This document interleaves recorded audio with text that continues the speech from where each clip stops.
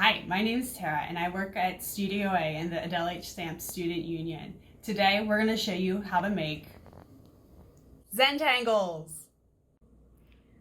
Zentangles are a type of drawing that really rely on pattern and repetition and things you kind of already do when you're doodling in kind of the margins of your notes. So they're really relaxing because you're just kind of repeating those patterns, and it's nice because even if you mess up, you just make it part of the pattern. So a few of the supplies you'll need for Zentangles, some paper if you want to try to finish off your Zentangles with painting, watercolors, or with kind of natural pigments. You'll want something heavier like watercolor paper. You can also use cardstock though, if that's what you have at home in your printer. You can use regular printer paper as well if you're just going to draw with the pen and color it with colored pencils or markers. You want some kind of pen to draw with. Certainly a lot of people use like Sharpies because they're nice and dark and thick, but you can use just a regular pen. You can use a regular pencil too. This is a substitution-friendly DIY. If you want to draw a outline on your Zentangle, a ruler helps. Also not necessary. No rules to Zentangles. I mean, there's some rules, but we're going to be flouting a lot of them. And then if you want to finish it off with some color on the Zentangle, something to add that. So it could be markers, like this pack of Sharpies, it could be colored pencils, it could be crayons. It could also be something like watercolor paints or natural pigments, which I'll talk about a little bit. Here's my selection of teas. So the traditional Zentangle method dictates that you have a square piece of paper that you've drawn a square outline onto, and then you draw lines across the box and fill it in with patterns. But also, I think if there's any time to break the rules, it would be during a global pandemic, so you can do whatever you'd like for the overall design. So here's an example of a more traditionally done Zentangle. There's kind of large lines crossing the piece of paper and then patterns filling up the spaces in between those lines. So just another way that you can do it if you just want to fill up a bunch of space. Right, so I'm going to draw a little fish kind of as my overall shape. Just something really a super basic and typical fish shape. And then I'll add in other kind of bits where I can add a pattern. So I got my fish, some box, give him a little fin, other fin, dorsal fin, right? And like big ol' eye. All right, and then I need to make some like segments to kind of give this guy something to put the patterns into.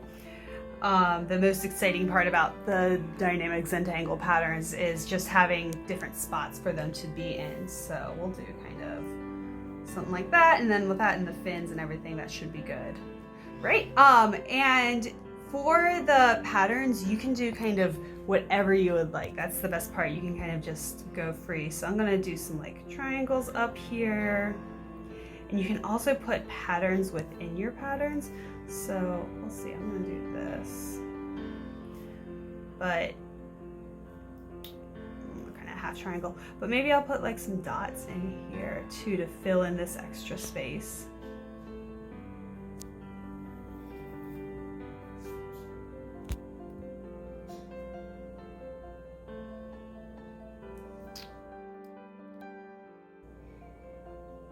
And often you'll find yourself, or well, I find myself, maybe you can try this, just building patterns into the space that fits. So I have these like concentric loops and they're building up on each other. So let's see, like, where can I fit things in? And I'm just gonna give him a regular eye, huh?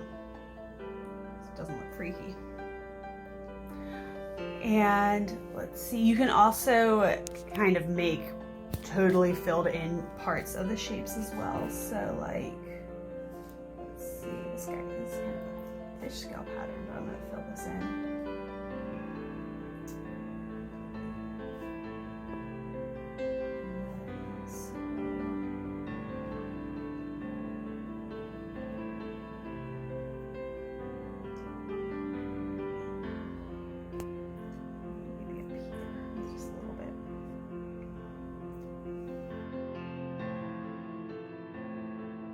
And sometimes you like start with a shape and you'll build out and you'll come back to it. So this one, maybe I'm gonna have these little suns that I'll add on to.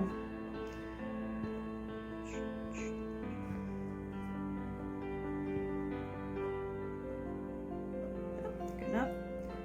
And then now they're like more like flowers, huh?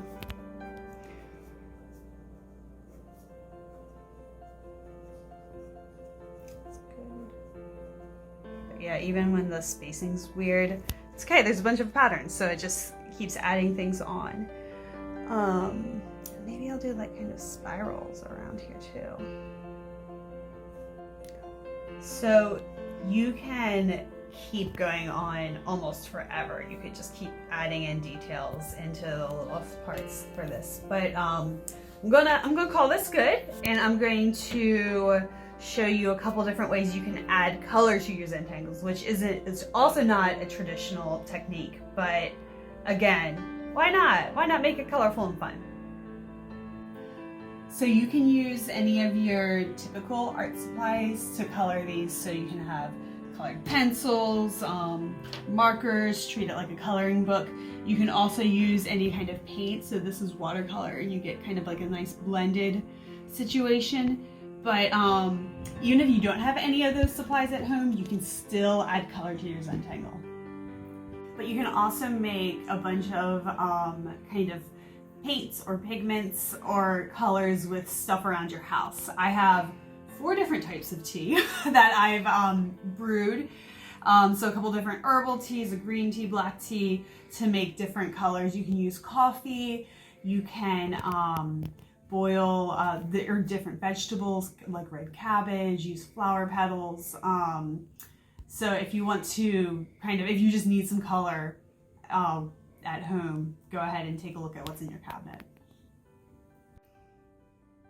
So this newcomer is just some turmeric in water, and I love turmeric because it has this like super intense yellow that stains everything. But yeah, good for your heart, good for painting with. It's a really nice yellow. None of these colors are going to be as intense as if you had like a marker or anything, but it'll give you a more natural look, which is nice. So that guy, grab a different brush. This is just like a red raspberry tea. So let's see, like, whoop. Yeah, you can see lighter red. And you could also just brew something more concentrated if you want it a little bit darker. And I'm painting in different areas because when you paint next to each other, the colors start to blend into each other, which can be cool, but sometimes if you want to keep things separate, so like now these two are gonna be a combined color. And you can see how it's just leaching out.